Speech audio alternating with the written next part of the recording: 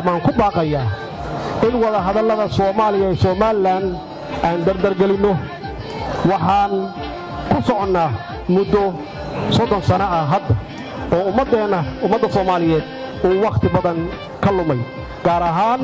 dhalinyarada